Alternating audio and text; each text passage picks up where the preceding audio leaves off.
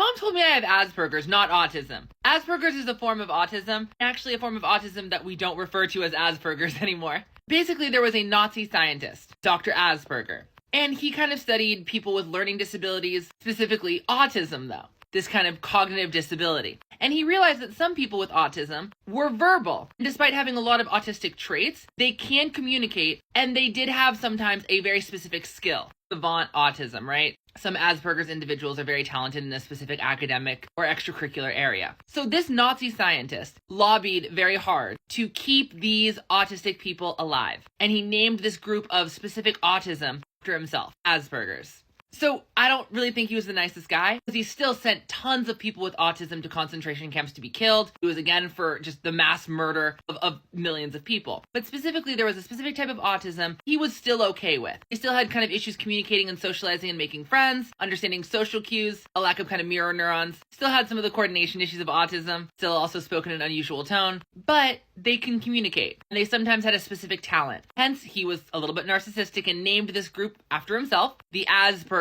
diagnosis, but it was a form of autism. Sorry to be upfront, but yes, you have autism.